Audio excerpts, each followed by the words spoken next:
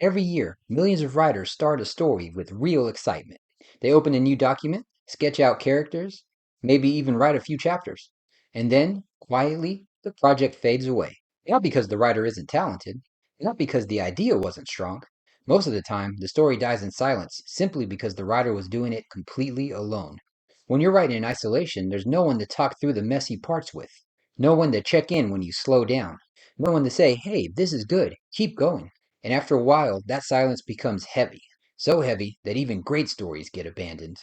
Today, I want to talk about that silence, the part of the writing journey that almost no one prepares you for, the emotional and creative cost of trying to build a world completely on your own. Because if you've ever felt stuck or inconsistent, or like your ideas are just disappearing into the void, you're not imagining it, and you're definitely not the only one going through it. A writer I worked with once said something that really stuck with me. I don't think my ideas are bad. I just don't think anyone's ever going to see them. And here's the thing, that's not really a problem with craft, that's a problem with connection. Whether you're writing a novel, a short story, or a screenplay, that's a feeling that every writer runs into at some point. You write alone, doubt creeps in. You start questioning your ideas. You stop writing as often, and before you know it, your projects stall. Your momentum disappears, and it can feel like you're spinning your wheels. But what if I told you that this isn't a personal failure?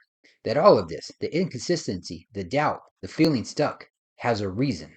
And even better, there's a way to fix it. In this video, we're going to dig into why writing in isolation can destroy consistency, how it creates cognitive blind spots you don't even realize, and prove that the whole idea of the lone genius is actually a myth using science and history. And then we'll get to the part that actually matters most. What actually restores clarity, motivation, and momentum so you can write with confidence, even if you've been stuck for a long time. By the end, you'll see that you don't have to go through this alone anymore. Welcome, everyone. If you don't know me, my name is Daniel, and this is The Story Renaissance. Let's start with the thing that every writer believes is their own personal flaw: inconsistency. A lot of writers assume they're inconsistent because life gets busy, but they just don't have enough discipline, or they're waiting to feel inspired. Some even start thinking, maybe I'm just not cut out for this. But here's what most people don't realize: inconsistency isn't a character problem, it's a context problem. Behavioral psychology shows that people stay more consistent when they're connected even to just a tiny bit of community. It doesn't have to be a big group. Sometimes just knowing that one other person is expecting your work completely changes how you show up. When you're writing alone, there's no feedback loop. No one knows what you're working on. No one's waiting to see the next chapter. So your brain naturally lowers the urgency. Writing slowly slides down the priority list, not because you don't care, but because nothing outside of you is reinforcing the habit. But the moment someone else is checking in on your progress, or even looking forward to reading your next piece, consistency basically takes care of itself. It stops being a willpower battle and becomes a rhythm you can actually maintain. And here's the interesting part: falling out of rhythm is only the first issue that isolation creates. There's a much deeper impact that shows up next, and most writers never see it coming. At some point, someone probably told you this idea: real writers work alone. You've heard the story: the tortured genius in the attic, the novelist hiding in a cabin, the playwright scribbling through the night by candlelight. It's a powerful image, almost heroic. And honestly, most of us absorbed it without question. We just assumed that isolation was part of the job description. But here's the twist, and this is the part that many writers never hear: the entire idea is basically a myth. When you actually look at the writers we admire, the ones whose work shaped entire genres, almost none of them worked alone.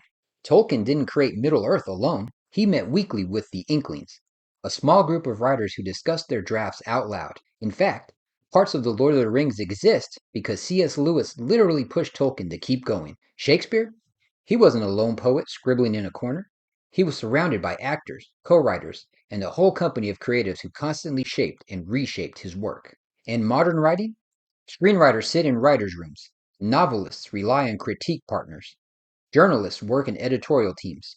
Even poets workshop their pieces with peers. The genius alone in a room is more of a Hollywood myth than a creative reality. And the science backs this up, too. Studies on creativity show that people produce better ideas, problems faster, and stick with long-term projects when they're part of a community, even a small one. We're social learners. We think more clearly when we can bounce ideas off of another mind.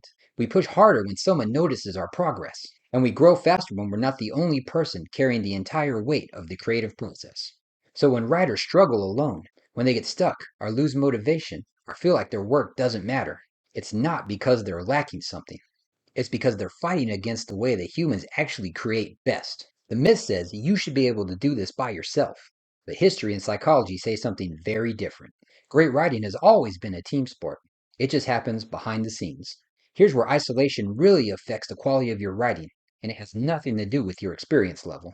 When you work alone for too long, you develop what cognitive scientists call conceptual blind spots. In simple terms, you know your story too well. You know what your characters are thinking. You know why a scene matters. You know how a moment is supposed to feel. And because you know all of that, your brain automatically fills in the gaps, even when those gaps are still on the page. So things that feel clear to you might be confusing to a reader. Moments that feel emotional to you might not land at all. And scenes that felt important when you wrote them might not actually be doing anything for your story. It's not a flaw, it's not inexperience. It's literally how the human brain works. When you live inside of a story for weeks or months, your brain loses the ability to see it the way that a fresh reader would. And this is why professionals don't try to avoid blind spots. They just don't try to handle them alone. They bring in critique partners, editors, story groups, or even just one trusted reader. Not because they're unsure of their skill, because they know a second set of eyes reveals things they physically can't see anymore. That's the difference. Not talent, perspective. By the way, if this is resonating with you or helping you understand your writing process better, hit the like button because it tells YouTube this topic matters to writers like you. Now let's go a little bit deeper because this is the part that most writers feel but rarely talk about, the emotional weight of writing alone. When you're isolated, doubt doesn't just whisper, it screams. You start having those quiet conversations with yourself. Does anyone even care? Is this going anywhere? Why am I putting so much time into something no one sees? And once these questions creep in, something shifts. It's not that you suddenly lose the ability to write. You still love the story, you still want to finish, but the process gets heavier. What used to feel exciting starts to feel like a burden, simply because you're carrying all of it by yourself. The ideas, the motivations, the accountability, the emotions, all of it rests on your shoulders. That's the part people underestimate. Writing isn't just a technical task, it's an emotional journey. And when you're traveling that road alone, every setback feels bigger. Every pause feels like a failure. Every moment of doubt feels personal. But here's the good news, this is often the exact point where things can turn around. There's a way to make the work feel lighter, clearer, and actually enjoyable again. If you've been writing on your own and it's starting to wear you down, making you doubt yourself or feel stuck, here's something important to know. Writing wasn't meant to be done in isolation. That's exactly why I created the Story Renaissance, a community built for modern writers who want more than just inspiration. It's for writers who want to actually show up, grow their craft, and stay consistent while doing it. In this community, you get support at every stage of your process. You'll find accountability that keeps you moving, feedback that actually helps your stories improve, and discussions that go deeper than the surface level. Every week, we have writing challenges, live calls, plot breakdowns, and tools, including AI assisted writing tools, all designed to make writing smoother, faster, and more rewarding. And the best part, you don't have to take my word for it. You can see what it feels like for yourself. You can join and try it for yourself for 7 days, completely free. No pressure, no obligation, just a chance to experience what it's like to write with connection, clarity, and real support from people who understand what you're building. I'll put the link below so you can check it out and see if it's a fit. There's a common misconception that writing is something you do completely in your head, entirely alone. But the truth is, writing is deeply social, even when it doesn't feel that way. Every word you put on the page is meant for someone. You're trying to connect. You're trying to make someone feel something. That's what makes a story alive. When you isolate yourself, something subtle but powerful happens. Your imagination starts to shrink. The ideas you take risks on become safer. You stop experimenting because there's no one else there to reflect back what's working or what's surprising. You're still writing, but it's like you built a fence around your creativity. Writers don't just survive in community, they thrive. Not because someone is watching over their shoulder or adding pressure, but because exposure to other writers, other perspectives, other ways of thinking push your imagination further. Different styles, different techniques, different approaches spark ideas you would never have reached alone. Isolation doesn't just slow you down, it limits your vision.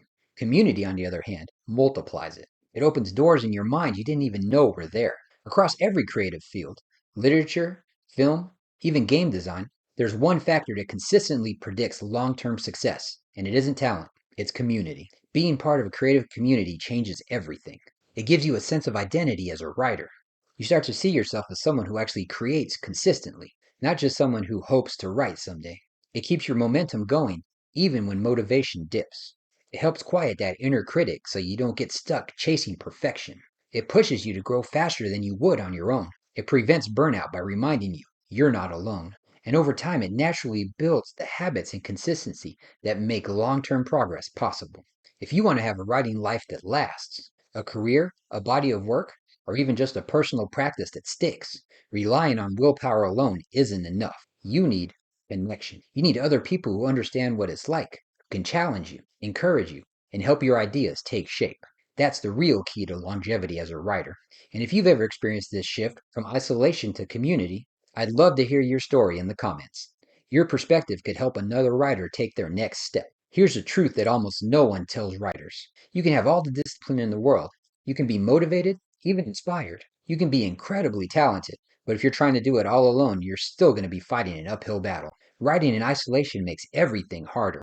Deadlines feel heavier, ideas feel smaller, and motivation comes and goes. It's exhausting because you're carrying every part of the process by yourself. But when you're part of a community, everything shifts. Suddenly, you're not just showing up for yourself, you're writing for others, sharing ideas, and getting feedback that actually helps your work grow. Your output goes up, the quality improves, your consistency becomes easier because you have a rhythm and support.